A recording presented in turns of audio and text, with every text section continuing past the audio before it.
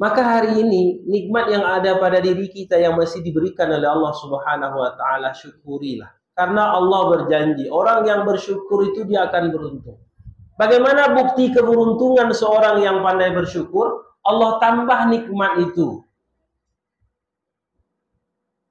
La in syakartum la azidannakum, kata Allah. Kalau kita pandai bersyukur, Allah akan tambah.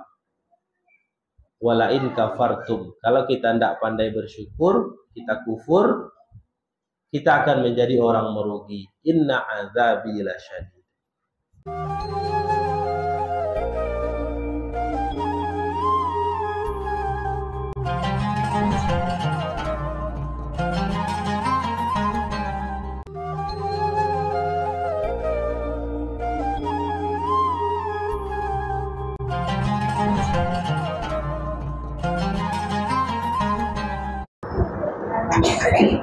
Assalamualaikum warahmatullahi wabarakatuh.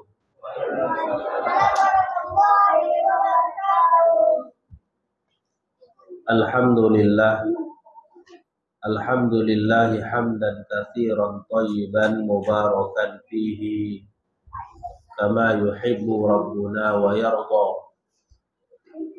Asyhadu an la ilaha illallah wahdahu la syarika lah wa asyhadu anna Muhammadan abduhu wa rasuluh. Allahumma salli ala Muhammad wa ala alihi wa sahbihi ajma'in. Amma ba'du.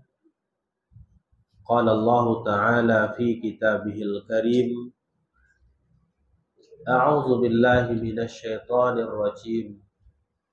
Ya ayyuhalladzina amanu taqullaha haqqa tuqatih wa la tamutunna illa wa antum muslimun.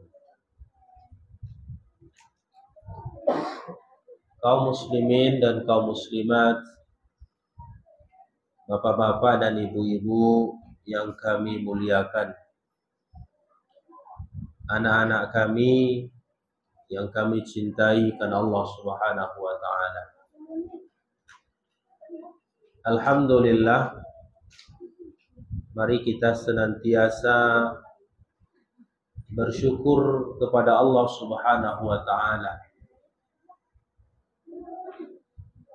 Karena kita harus jujur.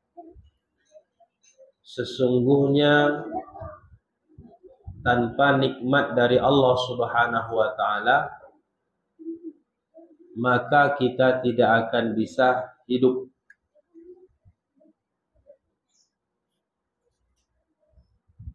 Kita tidak berbicara dengan nikmat Allah Subhanahu wa taala yang di luar dari diri kita. Yang ada pada diri kita sajalah.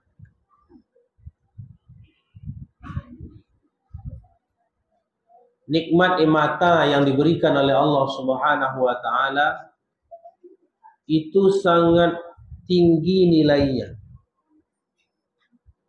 Kalau tak percaya bagaimana mahal dan tinggi nilainya nikmat mata, coba tanyakan kepada orang yang matanya sudah mulai kurang fungsinya. Mungkin boleh jadi karena faktor usia kita. Dulu melihat yang jauh itu nampak. Nampak anak gadis lewat, jauh Pak nengok nampak Pak. Sekarang nengok istri jaraknya cuma 3 meter tidak nampak. Dulu menengok tulisan yang jauh jelas.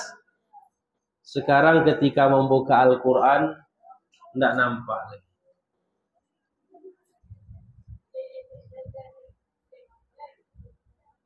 Maka ini sesuatu yang wajib kita syukuri.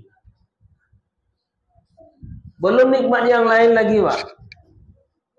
Tidak bisa kita nilai dengan uang rupiah. Berapa kekayaan kita? Tidak bisa Bapak dan Ibu.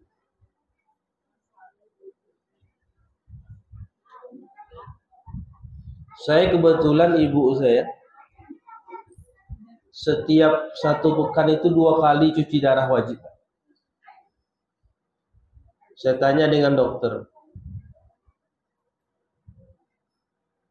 ginjalnya stadion akhir, tinggal 15% fungsi. Jadi sepekan 2 kali wajib ke rumah sakit cuci darah. Selama ini Allah Subhanahu wa taala berikan kepada kita nikmat ginjal tuh. Yang hari ini banyak orang yang tak menghargainya. Rupanya fungsinya begitu dahsyat, Pak. Itu kerjanya mengolah di dalam racun-racun itu. Hari ini fungsinya sudah mulai berkurang. Bahkan mungkin ada yang tak berfungsi. Mau tidak mau harus dibersihkan pakai mesin lagi, Pak. Dulu yang kerja ginjal, sekarang yang kerja mesin. Dulu yang bekerja di dalam, sekarang yang bekerja di luar. Kalau enggak, membahayakan. Saya di situ baru saya tahu. Kalau orang yang sudah rusak ginjalnya, itu luar biasa. Kesadarannya hilang rupanya. Enggak sadar dia. Ngoceh saja, enggak tahu dia apa yang dia omongin. Bercarut-carut pun selama ini dia tak pernah bercarut mungkin. Tapi di saat penyakit yang seperti itu, luar biasa. Badan bengkak, pendengaran tidak dengar, Pak. Berteriak pun kita di telinga tidak dengar. Makanan tidak bisa masuk. Ketika sudah cuci darah, semuanya kembali. Maka hari ini nikmat yang ada pada diri kita yang masih diberikan oleh Allah Subhanahu wa taala, syukurilah. Karena Allah berjanji, orang yang bersyukur itu dia akan beruntung. Bagaimana bukti keberuntungan seorang yang pandai bersyukur? Allah tambah nikmat itu. La in syakartum la azidannakum, Allah. Kalau kita pandai bersyukur, Allah akan tambah. Wala in kafartum, kalau kita tidak pandai bersyukur, kita kufur, kita akan menjadi orang merugi. Inna azabi lasyadid. Bapak dan Ibu yang kami muliakan, pada malam hari ini, waktu kita tidak lama, kita bahas sebuah hadis lah. Sebuah hadis, mudah-mudahan tuntas.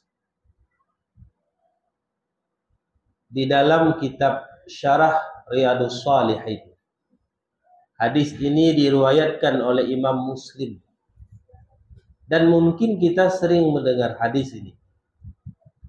Apa kata Rasulullah sallallahu alaihi wasallam an Abi Sa'id Al-Khudri radhiyallahu anhu, sami'tu Rasulullah sallallahu alaihi wasallam,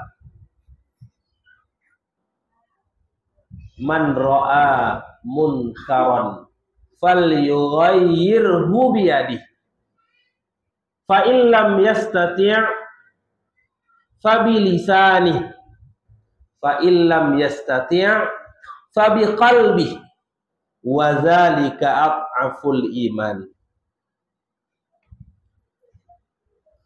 Dari sahabat Abu Sa'id Al-Khudri, semoga Allah meridhoinya. Kata Abu Sa'id, saya mendengar dari Rasulullah sallallahu alaihi wasallam, beliau bersabda, siapa yang melihat kemungkaran, maka cegahlah dengan tangannya. Jika dia tak mampu, maka cegahlah dengan lisannya. Jika tak mampu, maka selisihilah dengan hatinya. Wazalika aful iman, dan itu adalah selemah-lemahnya iman. Bapak dan Ibu yang kami muliakan, sebelumnya kita lihat siapa itu Abi atau Abu Sa'id Al-Khudri. Kita kenallah sahabat Nabi ini. Kata orang, kalau tak kenal maka dia tak cinta. Kalau dia tak cinta maka dia tak sayang. Itu kata orang-orang kita.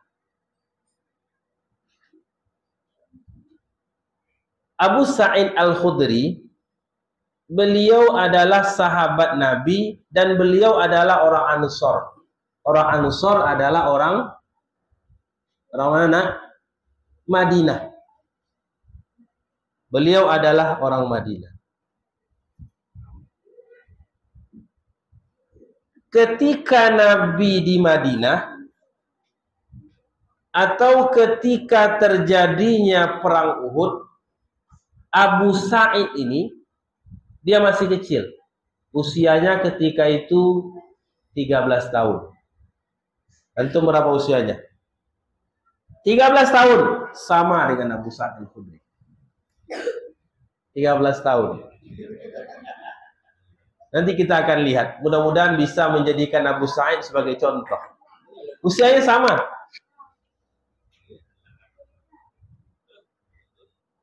Nama ayahnya adalah Malik bin Sinan. Malik bin Sinan. Ayahnya juga sahabat Nabi. Jadi Bapak dan Ibu yang kami muliakan, ada kisah yang unik yang dikisahkan oleh ahli sejarah tentang ayahnya Malik bin Sinan. Jadi ketika perang Uhud, Malik bin Sinan ini membawa Abu Sa'id Al-Khudri kepada Rasulullah. Ya Rasulullah, anakku ini akan ikut di perang Uhud. Ditengok oleh Nabi. Berapa usianya? 13 tahun. Tengok masih kecil lagi. Untuk meyakinkan Rasulullah, apa kata Malik bin Sinan? Ya Rasulullah, coba tengoknya. Tulangnya besar nih. Tenaganya kuat. Tolong izinkan dia untuk aku bawa ke perang Uhud. Ada enggak ayah sekarang seperti itu? Ada enggak, Bu? Ayah sekarang, kalau ada panggilan perang, dibawanya anaknya. Ada enggak, Bu? Jangankan ayah membawa anak, ayahnya pun tidak mau pergi. Saya ada beberapa kawan lah. Di TNI lah. Di Brimob. Kalau bisa janganlah dikirim ke Papua. Dulu kami dikirim di Aceh, Ustaz. Oh, ya Allah. Umur aja yang panjang ya, bisa balik Pekanbaru. Biarlah kami menjaga kerbau di sini. Biarlah kami berkebun, tapi jangan dikirim ke sana. Maka ada beberapa kawan saya, kerjanya apa? Jaga sapi, Pak. Tuh di arah Hanut tuh. Ada kebun arah Hanut tuh. Jaga sapi. Kerjanya motong rumput, Pak. Kerjanya berkebun. Itu kerja sehari. Asalkan jangan dikirim ke Papua, saudara. Takut. Tapi tidak dengan Malik bin Sinan. Karena anaknya tak diizinkan, ayahnya yang berangkat, Malik bin Sinan, di perang Uhud. Di perang Uhud, kaum muslimin kan mengalami kekalahan itu. Nabi berdarah, jangankan wajah berdarah, gigi Nabi saya tanggal. Berdarah wajah Nabi. Kemudian ketika itu Malik bin Sinan, dia mengisap darah yang ada di wajah Nabi Shallallahu Alaihi Wasallam. Karena kecintaannya kepada Nabi, tak tega dia melihat wajah Nabi itu berlumuran darah. Isap. Apa kata Rasulullah Shallallahu Alaihi Wasallam? Siapa yang ingin melihat seseorang yang darahku bercampur dengan darahnya, maka lihatlah Malik bin Sinan. Jadi salah satu keistimewaan Malik bin Sinan itu, darah dia bercampur dengan darah Rasulullah Shallallahu Alaihi Wasallam ketika perang Uhud. Dalam kisah yang lain disebutkan, kata Rasulullah Shallallahu Alaihi Wasallam, barang siapa yang darahku bercampur dengan darahnya, maka haram neraka baginya. Itulah Malik bin Sinan. Tidak ada sahabat yang lain yang memiliki keistimewaan seperti itu. Jadi usia 13 tahun, lebih kurang seusia kalian, sudah dibawa pergi perang. Kalau kalian kan enggak, Mana dibawa oleh orang tuanya? Ke mall. Mana lagi? Tempat bermain itu. Ke taman. Ya kan? Nah, nggak ada. Kalau ada pun, ya perang-perang di mall itulah. Apa itu main-mainan itu? Nah, di situ. Kalau enggak dikasihnya HP, ya main perang-perang sendiri di HP itu. Dari pagi sampai sore, sore sampai malam. Sampai dah hitam mata itu. Anak-anak sekarang itu. Dulu enggak kecil dibuat perang. Enggak ada main HP. Bapak dan Ibu yang kami muliakan. Kemudian apa keistimewaan Abu Sa'id Al-Khudri itu? Beliau termasuk sahabat yang ikut di berbaiat di Bai'atur Ridwan atau Bai'atus Sajarah. Jadi kisahnya kan ketika itu Nabi dan kaum muslimin ingin pergi umroh dari Madinah berangkat ke Mekah. Tapi ketika di Hudaybiyah dihalangi oleh orang kafir Quraisy.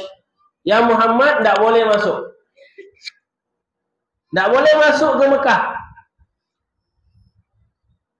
Akhirnya dikirim tim negosiasi. Waktu itu yang dikirim adalah Utsman bin Affan. Karena pertimbangannya Utsman keluarganya banyak di Mekah. Kalau Umar dikirim, Umar keluarganya tidak banyak di Mekah. Utsman, dikirimlah Utsman. Sudah 3 hari Utsman tidak juga kembali ke Hudaybiyah. Sehingga ada berita bahwasanya Utsman dibunuh di Mekah. Ketika kabar berita itu sampai kepada Rasulullah, yang mereka masih tertahan di Hudaybiyah, tak boleh masuk ke Mekah, maka Rasulullah memanggil para sahabat untuk berbaiat. Baiat itu janji setia, Pak. Mereka pegang tangan Nabi satu persatu, maju, berbaiat. Satu. Yang laki-laki, lebih kurang 1.700 orang jumlahnya. Maka Allah memuji mereka yang berbaiat kepada Nabi Shallallahu Alaihi Wasallam dengan pujian yang sangat luar biasa. Maka Bapak dan Ibu yang kami muliakan, di antara yang berbaiat ketika itu adalah Abu Sa'id Al-Khudri.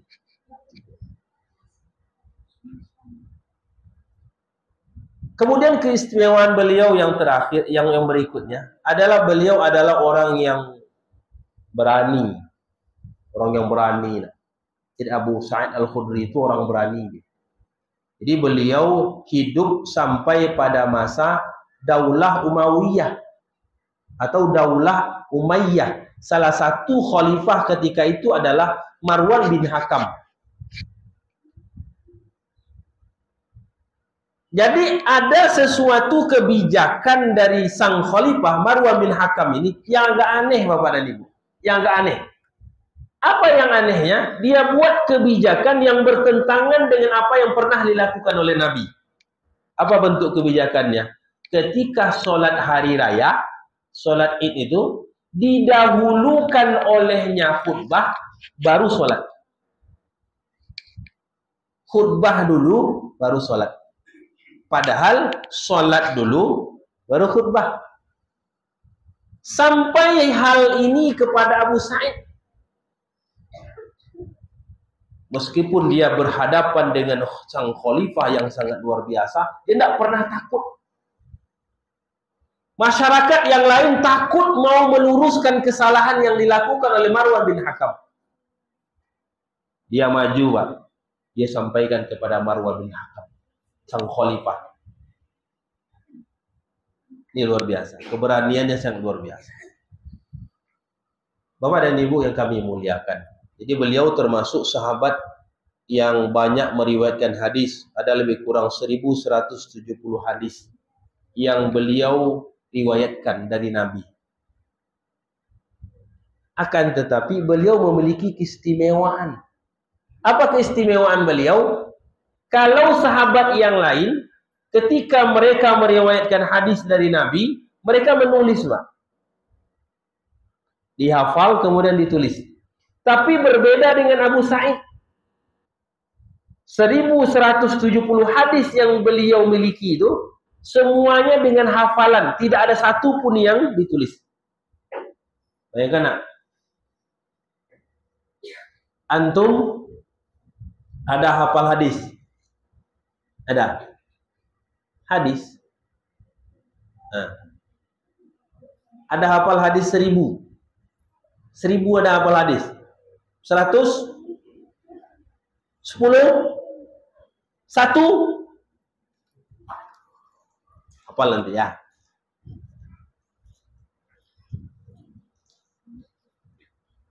Sampai beliau berpesan kepada murid-muridnya, kalian ambil hadis dariku, tapi jangan kalian tulis. Ambil hadis itu dengan hafalan. Ini luar biasa.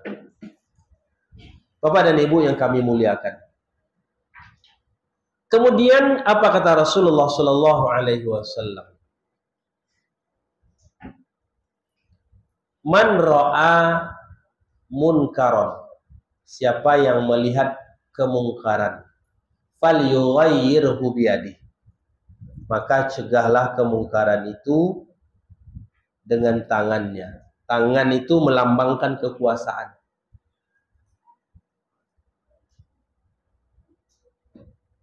Orang yang berkuasa itu bukan hanya sebatas orang yang memiliki kedudukan yang tinggi. Presiden dia punya kekuasaan, betul. Gubernur dia punya kekuasaan, betul. Wali kota, bupati dia memiliki kekuasaan, betul. Camat, lurah memiliki kekuasaan, betul. Tapi ingat, kita sebagai seorang suami, seorang ayah dalam rumah tangga juga memiliki kekuasaan. Dan kita memiliki kemampuan untuk itu. Kita janganlah bicara yang di luar sana lah, yang tinggi-tinggi lah. Kita bicara yang di rumah kita sajalah. Banyak kemungkaran yang kita lihat sendiri di rumah kita. Kita mungkin tak menengok kemungkaran, kemaksiatan yang dilakukan di luar sana, tidak nampak oleh kita. Tapi yang di rumah kita nampak oleh kita. Berani tidak kita? Padahal kita punya kekuasaan.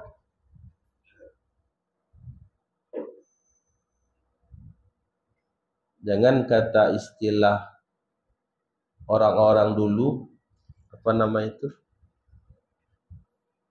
Suami takut istri, ayah takut dengan anak. Sehingga apa? Kebaikan itu tidak pernah tersampaikan. Kesalahan yang dilakukan oleh anak, oleh istri kita, tak pernah diluruskan. Padahal kita memiliki power. Kewajiban kita menyampaikan, Bapak dan Ibu. Apakah mereka mau mengikuti atau tidak, itu kembali kepada Allah. Kembali kepada Allah. Karena kita tidak memiliki kekuasaan untuk merubah. Kalaulah seandainya kita diberikan kekuasaan untuk mampu merubah secara totalitas, maka Nabi Nuh lebih layak dia bisa merubah keluarganya. Istrinya durhaka, anaknya durhaka. Nabi Ibrahim, sang Khalilullah, kekasih Allah, lebih layak seharusnya beliau bisa merubah itu. Namun ayahnya, Azar, tak juga mau ikut perintah Nabi Ibrahim alaihissalam.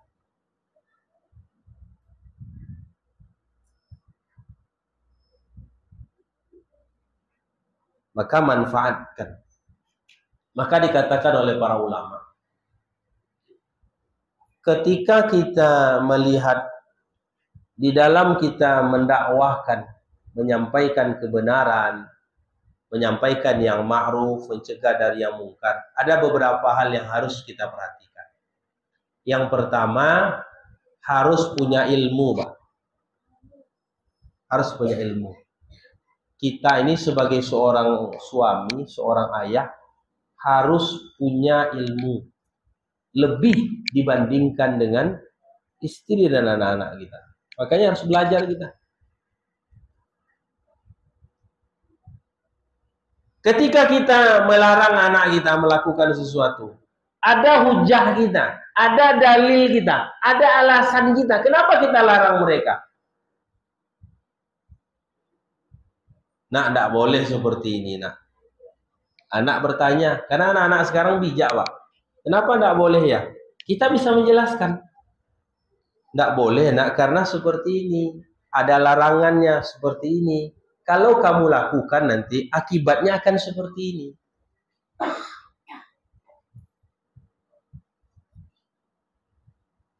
Makanya kata para ulama, di dalam urusan ibadah, termasuk menyampaikan kebenaran itu, harus memiliki ilmu.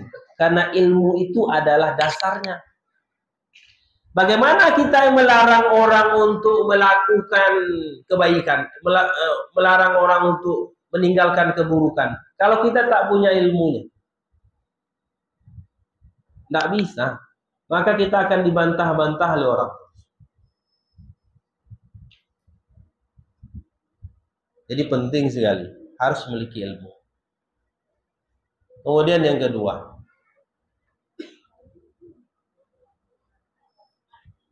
harus kita tahu bahwasanya orang yang kita sampaikan dakwah kepadanya memang betul-betul dia melakukan kemaksiatan atau kemungkaran.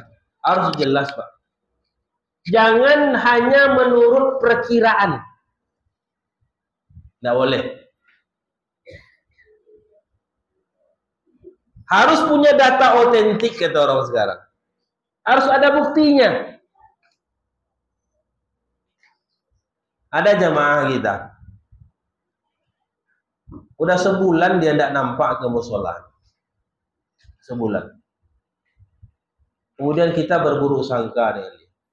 Lah berhenti bapak itu sholat ke musola. Apa sebab? Tak ada lagi nampak ke musola. Subuh, zuhur, asar, maghrib, isya, selama sebulan tak nampak. Padahal di luar waktu sholat dia ada di rumah. Ada di rumah.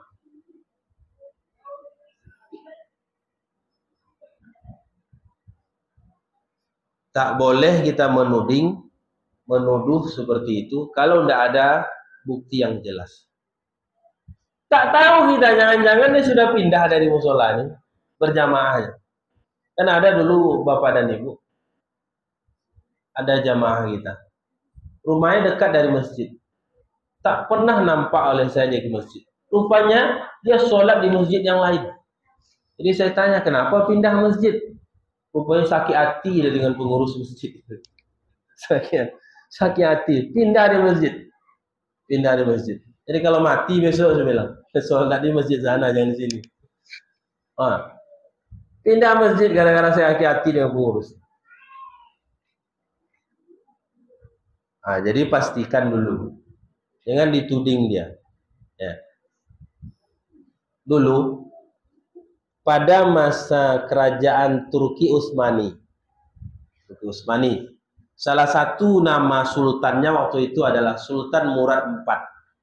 Nama sultannya Sultan Murad IV. Salah satu kebiasaan sultan ini, ketika malam hari dia patroli, menengok keadaan masyarakatnya. Dia menggunakan pakaian biasa, dan rakyatnya tidak mengenali dia. Mengenali. Jalan dia, jalan. Dari jalan yang besar sampai ke gang yang sempit, dilewati. Alangkah kagetnya, pada suatu malam dia melihat ada seseorang yang terbaring di gang yang sempit. Terbaring. Kemudian dia datangi. Dipegangnya orang yang sedang terbaring tadi itu. Dibangunkannya. Setelah sekian lama membangunkannya, tidak juga bangun orang tuh. Rupanya orang tersebut sudah meninggal. Sudah meninggal. Sang sultan heran. Orang lewat, kenapa tidak diurus? Sang sultan bertanya kepada salah seorang, ini ada orang meninggal, kenapa tidak kalian urus? Kenapa tak dibawa ke rumahnya? Apa jawaban masyarakat yang melihat ketika itu? Sesungguhnya dia adalah seorang pemabuk dan dia adalah seorang pezina. Apa kata si sang sultan? Memang kalau dia pemabuk, kalau dia pezina, akan tetapi bukankah dia umat Nabi Muhammad? Karena dengan mabuk, dengan berzina, belum tentu mengeluarkan seseorang dari Islam. Dia masih Islam. Bukankah dia masih umat Nabi Muhammad? Apa jawaban mereka? Ya, dia masih umat Nabi Muhammad, tapi kami benci dengan perbuatannya. Setiap malam kami melihat dia membeli minuman keras. Setiap malam dia pergi ke tempat wanita itu. Kalau begitu, ayo kita angkat dia, kita bawa ke rumah. Kita antar rumahnya. Ketika sampai di rumahnya disambut oleh istrinya. Apa yang terjadi? Sang istri menangis. Ya enggak, Bu? Kalau ada orang ngantar suami kita ke rumah, udah jadi jenazah dia, menangis enggak? Menangis, itu fitrahnya. Nangis. Ketika dia menangis terisak-isak, di sela-sela dia menangis, dia mengatakan, apa kata sang istrinya? Dia memuji Allah Subhanahu wa taala. Dia memuji suaminya bahwasanya, ya wali Allah, sesungguhnya engkau adalah wali Allah dan aku menjadi saksi bahwasanya engkau adalah orang soleh. Mendengar ucapan sang istri memuji suaminya, maka membuat sang khalifah, sang sultan itu merasa kaget, membuat orang yang mengantarkan jenazah itu kaget. Kemudian sang sultan bertanya, kenapa engkau memuji suamimu dengan pujian yang sangat luar biasa? Akan tetapi berita yang aku dengarkan, dia adalah seorang pemabuk. Berita yang sampai kepadaku, dia adalah seorang pezina. Apa kata istrinya? Memang betul, setiap malam dia pergi ke tempat penjual minuman keras. Dia bawa uang dari rumah, kemudian dia pergi ke tempat pedagang minuman keras, dibawanya pulang, kemudian dituangkannya ke WC. Sambil dia berkata, sesungguhnya malam ini aku sudah mengurangi dosa kaum muslimin. Memang betul, setiap malam dia pergi ke tempat-tempat maksiat, tempat-tempat zina. Akan tetapi dia bawa uang dari rumahnya, kemudian dia berikan kepada wanita tersebut sambil dia berkata, hari ini, malam ini engkau sudah aku bayar. Engkau tutup rumahmu sampai besok pagi. Paling tidak malam ini engkau tidak berzina. Dia pulang. Itu yang dilakukan oleh suamiku setiap malam. Mendengar apa yang dikatakan oleh sang istrinya, sang khalifah menangis. Orang-orang yang selama ini menudingnya dengan tudingan yang buruk, mereka menangis, mereka menyesal. Karena mereka hanya melihat secara zahir saja. Dan mereka tidak pernah melihat secara dalam. Apa sebetulnya yang terlintas di pikiran laki-laki tersebut. Maka Bapak dan Ibu yang kami muliakan, makanya ketika kita ingin mendakwahkan, menyampaikan kebenaran, pastikan dulu kebenaran. Jangan cepat kita bersuudzon. Jangan cepat kita berprasangka buruk dengan orang. Jangan. Islam melarang kita untuk berprasangka buruk. Baik. Bapak dan Ibu yang kami muliakan. Kemudian yang berikutnya, di dalam kita menyampaikan kebenaran itu, mendakwahkan orang, hendaklah dengan lemah lembut, jangan kasar. Dengan lemah lembut saja orang sulit menerima, apalagi kasar.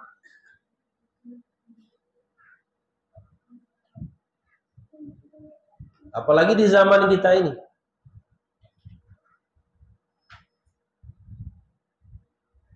Karena Allah Subhanahu wa Ta'ala adalah maha lemah lembut. Innallaha rafiqun yuhibbur rifqa. Sesungguhnya Allah itu maha lemah lembut dan menyukai kelembutan. Maka ketika menyampaikan kebenaran, meluruskan orang dari kesalahan, harus lemah lembut. Ada anak kita salah, sampaikan dengan lemah lembut. Walaupun mungkin berat, Pak. Kadang-kadang, maaf saja nih, kadang-kadang kita melihat orang berbuat salah, kita tidak sabar, Pak. Ya.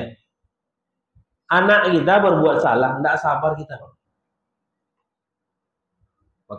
Maka tak heran kadang-kadang ada anak itu udah biru telinganya, kalau tidak pinggangnya biru. Tidak sabar. Salah istrinya, ditempelengnya. Masuk kasus KDRT namanya. Tidak sabar. Sampaikan dengan lemah lembut. Walaupun itu berat, pelan-pelan. Karena Nabi juga berdakwah seperti itu. Ada kalanya harus tegas, ada kalanya harus disampaikan dengan lemah lembut.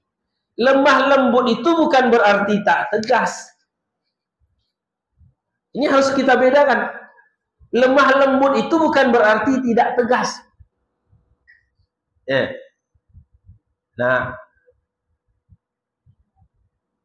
sholat ke masjid, lembut menyampaikan tapi tegas. Nah, sholat ke masjid.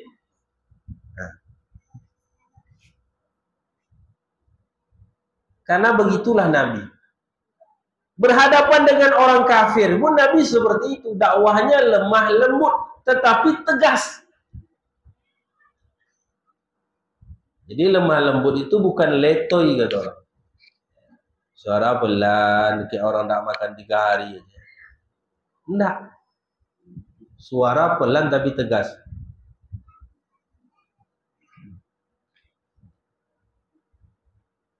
Karena ketika kita menyampaikan dengan lemah lembut, insya Allah akan lebih terkesan di hati orang.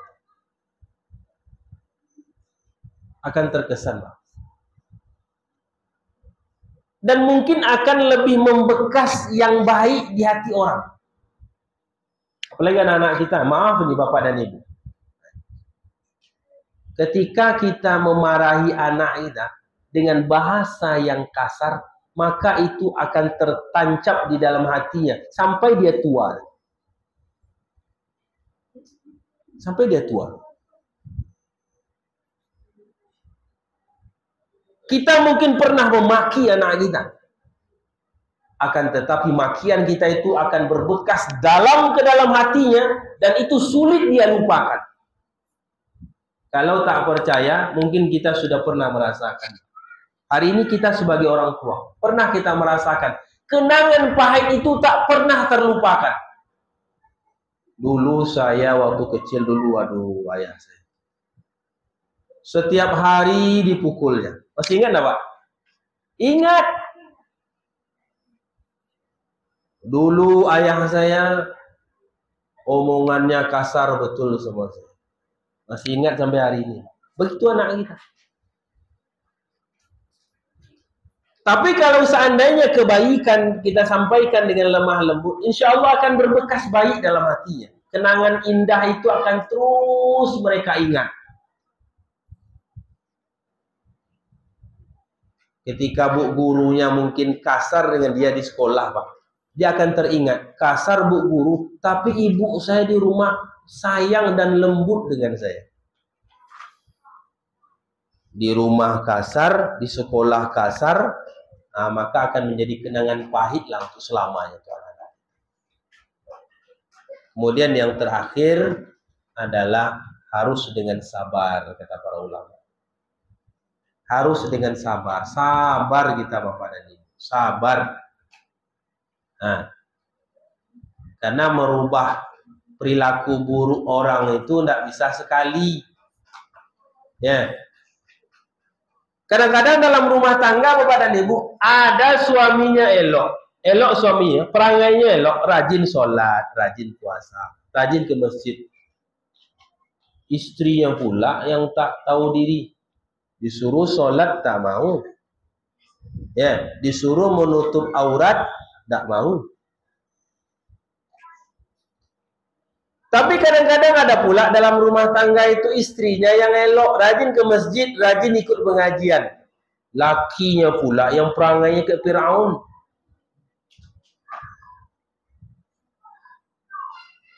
Itu ujian. Elok ayahnya, elok maknya, anaknya pula. Ujian harus kita hadapi dengan kesabaran. Sabar, sampaikan elok. Ya, tadi kita sampaikan. Hak merubah itu bukan kita, itu hak Allah. Tapi kewajiban kita hanya menyampaikan, hanya mengarahkan, hanya mendakwahkan, hanya sebatas itu saja. Maka kita punya kekuasaan sebagai seorang ayah, seorang ibu. Kalau ada sesuatu yang rasanya bertentangan dalam kehidupan rumah tangga kita, manfaatkan kekuasaan itu. Jangan sampai anak-anak kita pula yang injak-injak kita. Jangan sampai mereka pula yang ngatur ayah dan maknya. Kacau itu. Kemudian yang kedua, dengan lisan. Fa illam yastati' fa bilisani. Dengan nasihat-nasihat. Kadang ada orang tua tu, lah berburih mulut kami nyampaikan, tak juga mengerti. Tak juga kalian berubah. Dah sakit kerongkongannya, dari dulu lagi. Itu ke itu aja. Tak juga kalian berubah.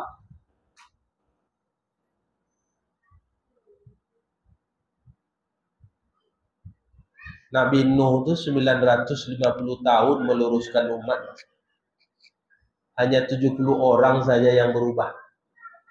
Kita baru 3 hari. Berharap orang berubah, patuh dengan ucapan kita. Mimpi itu. Tak mungkin tuh. Nah, apalagi yang mau diluruskan itu anak-anak yang sebesar ini pula. Nah, bentak-bentak pula tuh. Marah-marah dia. Tidak bisa. Karena akalnya belum tumbuh lagi dia. Tidak paham dia. Hari ini dibuatnya salah, diluruskan, lurus dia. Besok buat lagi dia. Karena memang saya seperti itu. Kemudian yang ketiga, yang terakhir, fa illam yastati' fa biqalbi. Dengan hati.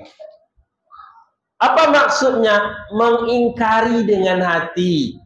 Kalian sudah aku sampaikan. Kalian sudah aku coba luruskan. Tapi kalian tidak juga mau tunduk dan patuh. Terserah kalian lah. Namun, aku tak akan ikut dengan apa yang kalian lakukan. Ingkari. Dan itulah dakwah para nabi dan rasul. Tugas mereka sudah sampaikan. Akan tetapi mereka tidak akan pernah ikut dengan tawaran-tawaran yang dibawa oleh kaumnya. Maka disebutkan oleh Allah dalam surah Al-Kafirun itu, lakum dinukum waliyadin. Bagimu agamamu dan bagiku agamaku. Masing-masinglah. Uruslah masing-masing. Wazalika a'aful iman. Dan itu tanda-tanda lemahnya iman. Selemah-lemahnya iman. Maka ini Bapak dan Ibu yang kami muliakan, hadis ini diriwayatkan oleh Imam Muslim. Jadi inilah tantangan kita dalam kehidupan kita. Kita pasti menemukan hal seperti ini. Cuma mampukah kita? Maukah kita melakukannya? Tergantung kepada diri kita. Ya, tergantung kepada diri kita. Akan tetapi usahakanlah semampu kita. Karena inilah bukti ketaatan kita kepada Allah. Ya. Di dalam hal kita berbuat taat kepada Allah, fattaqullaha mastata'tum. Bertakwalah kepada Allah sesuai dengan kemampuan kita. Sampai di mana kemampuan kita, segitulah yang bisa kita lakukan. Bapak dan Ibu yang saya muliakan, mungkin itu yang dapat kita bahas pada malam hari ini. Ini dia. Ada kuis, ada hadiah. 1 juta, 2 juta, 3 juta, 4 juta, 5 juta, 6 juta. Nah. Baik. Siapa nama ayah Abu Sa'id Al-Khudri tadi? Tahu angkat tangan. Siapa nama ayahnya? Anin. Siapa namanya? Namanya siapa? Nama antum siapa? Sini. Siapa namanya? Fahri. Siapa nama ayah Abu Sa'id Al-Khudri itu? Malik bin Sinan. Ya, beli jajannya. Baik. Yang sudah tidak boleh lagi. Baik. Ini pertanyaannya agak berat. Ustaz kasih 2. Apa keutamaan dari Abu Sa'id Al-Khudri? Apa keutamaannya? Sini. Sini. Harus berani. Sini. Maju.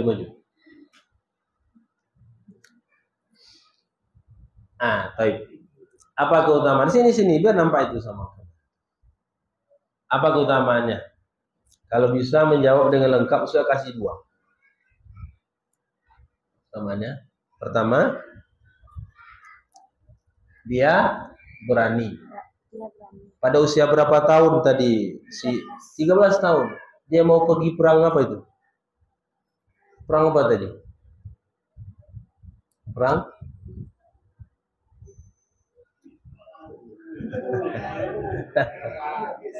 Perang Uhud. Perang Uhud. Satu lagi. Apa satu lagi? Kalau enggak 1 saya kasihnya.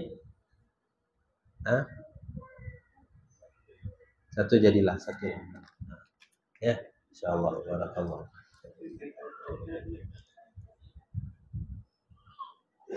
Baik. Ya, kalau benar, kalau lengkap jawabannya saya kasih 2. Ada 3 cara di dalam mencegah kemungkaran tadi yang dikatakan oleh Nabi. Sebutkan 3 cara tadi. Ayo.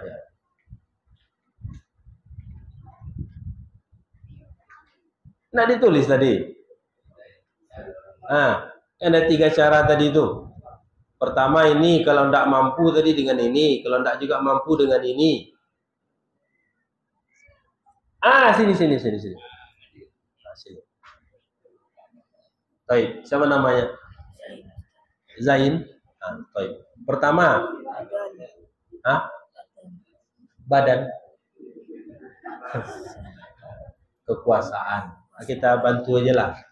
Yang kedua, lisan. 3, hati. Mengingkari dengan hati. Kita kasih 2 aja lah. Udah, ini dia. Ya. Insyaallah. Baik, masih ada 2 lagi. Yang perempuan belum. Ada. Ya. Yang paling mudah lah saya kasih soal. Ayo. Mana dia? Itu yang perempuan. Baik. Hadis yang Ustaz bacakan tadi, siapa nama sahabat yang meriwayatkannya?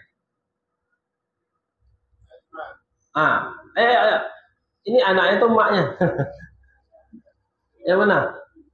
Anak, siapa nama sahabatnya? Sini. Tidak nampak Ustaz.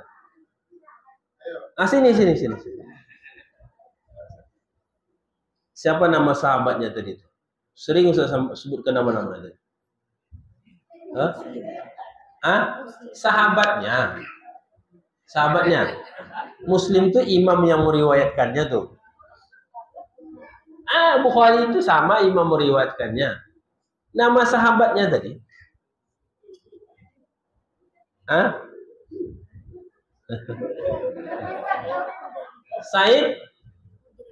Said Al-Khudri.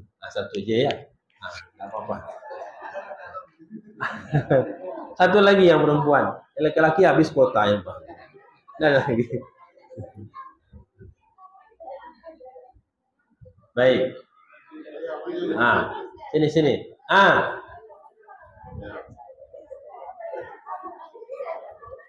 Di dalam berdakwah, di dalam menyampaikan kebenaran atau melarang orang berbuat keburukan itu ada hal yang harus kita perhatikan. Salah satunya tadi adalah harus punya ilmu, ya kan? 2, 3, dapat 1 saja bisa kasih hadiah. Itu yang perempuan. Sini tuh. Sini. Sini maju. Sini. Mana dia? Sini. Sini. Ya.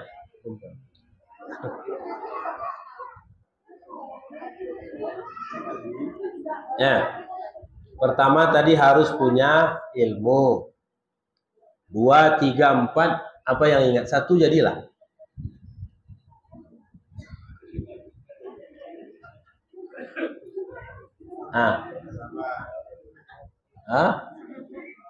Sahabat. Sahabat yang tadi. Sabar. Kita kasih. Harus sabar ya. Kalau dimarah sama Umi sabar ya. Baik Bapak dan Ibu yang kami muliakan, mungkin itu saja yang dapat saya sampaikan. Lebih dan kurang mohon maaf ya. Mudah-mudahan ada manfaatnya untuk kita semua, terutama bagi saya menyampaikan. Kepada Allah saya mohon ampun, pada Bapak dan Ibu saya mohon maaf atas segala kekurangan dan kesalahan yang saya sampaikan. Kita tutup dengan doa. Subhanakallahumma wa bihamdika asyhadu an la ilaha illa anta astaghfiruka wa atubu ilaika. Wabillahi taufiq wal hidayah. Wassalamualaikum warahmatullahi wabarakatuh.